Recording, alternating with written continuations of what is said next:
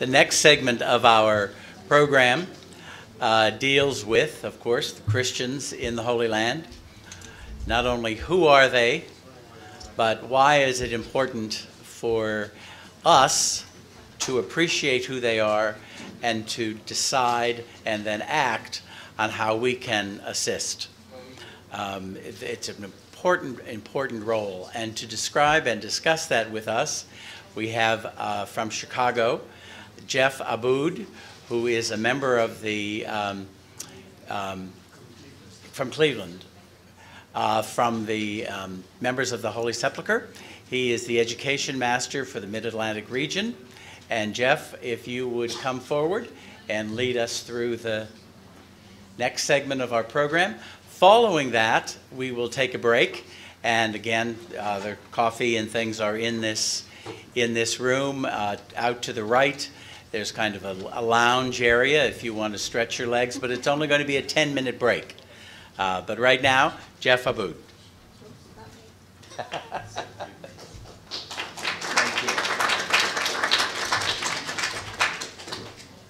Okay, well, now that Hugh stepped down, I am the handsomest man standing up here. We're going to go ahead and get this PowerPoint going, and I want to just take 10 minutes and share with you a little bit about the Christians in the Holy Land. He's the brains of the operation.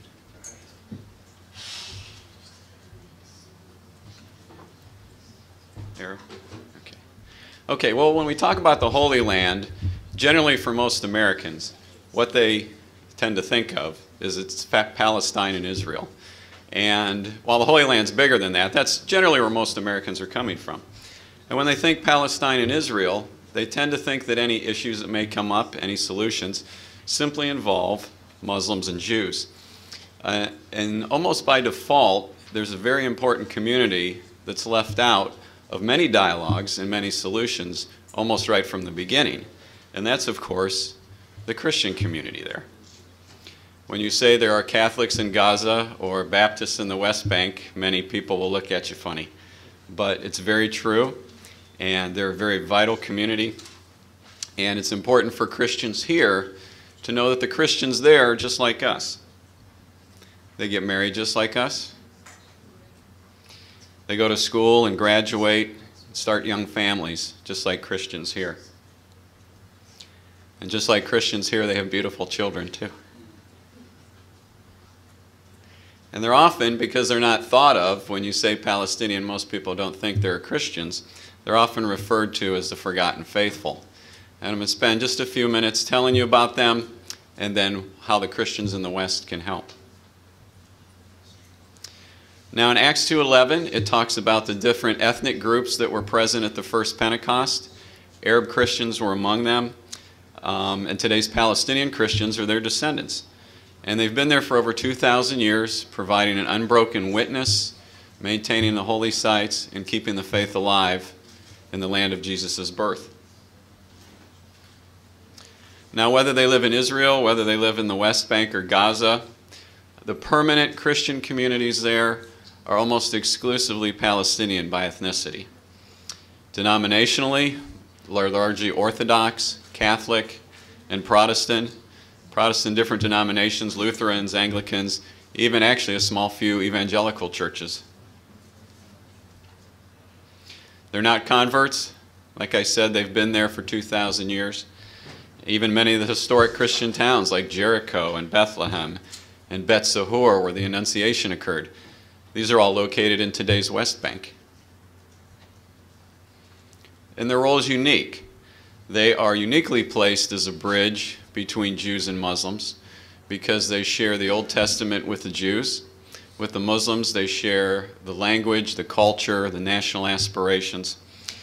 And because they are uniquely placed, they have a lot to contribute to any dialogue or reconciliation or understanding or problem solving for the region. So it's important that we hear their voice and help promote their voice, and that's one good thing, one great thing that HCEF does. Because the church, probably more than any other institution, helps hold a community together. And this is especially true in the Holy Land where the communities are so broken up and isolated from each other. 2,000 years ago, Jesus asked the disciples to cast a net, and the church has been faithful in doing that for 2,000 years. And there are different strands that make up a net, and what a net does is it gathers together, and it strengthens, and it supports the different disparate elements that are out there. The example here being, if you look on the map, this is today's West Bank, and you can see how the Palestinian areas are broken off. And you can include Gaza and Israel in this too, in that they're all broken off, they're isolated from each other, they're very much separate. And all these organizations, of course HCEF and many other organizations, form the strands of this net, that if you cast it over all these areas, it would help support them, it would help draw them together, and help hold them together, because the Christian community is one. We play a part in that here. An example being, this is just the Catholic Church, and of course we heard a little bit with the Lutherans, and Augusta Victoria is wonderful. Just the Catholic Church, this is part of the net that they've formed. 70,000 students, 100 schools, and 3 universities. When you have an educational system or you have a healthcare system, the smaller things, the smaller schools feed into the larger ones, and you begin to get a sense of community. You may remember a good sense of community when you were in college. They do that with medical things. They do that with orphanages and providing for people that are broken off and separated from each other. They provide homes for young families that are trying to get a start on life, pastoral care centers.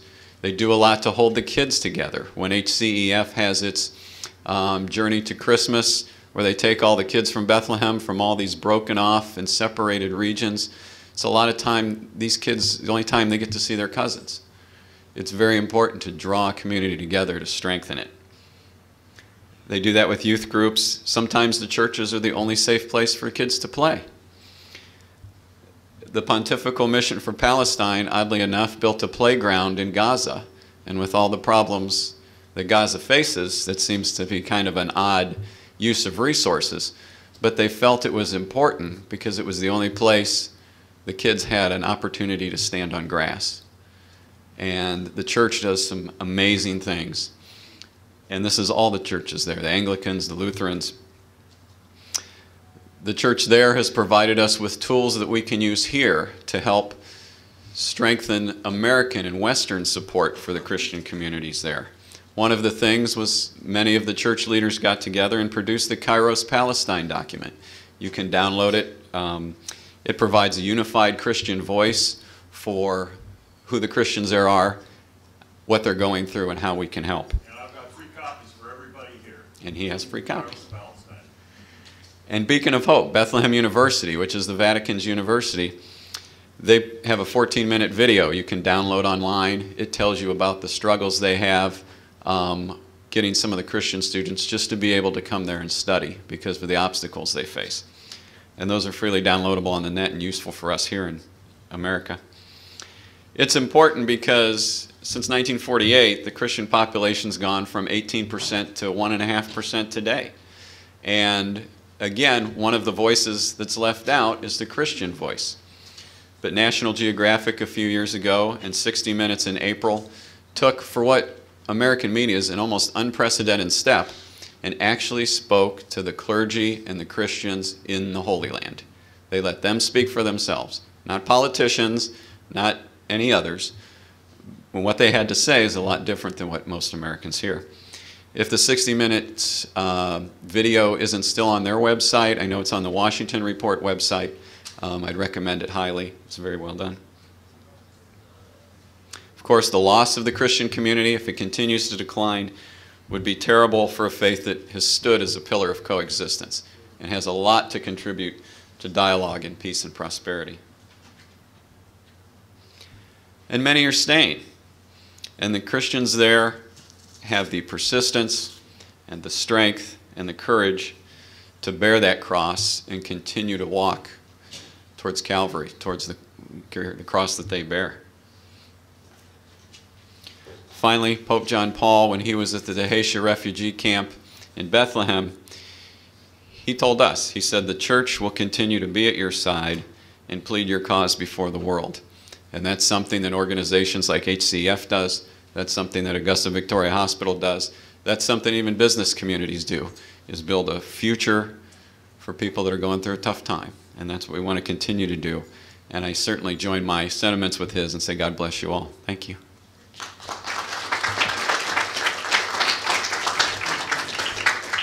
More questions? Or?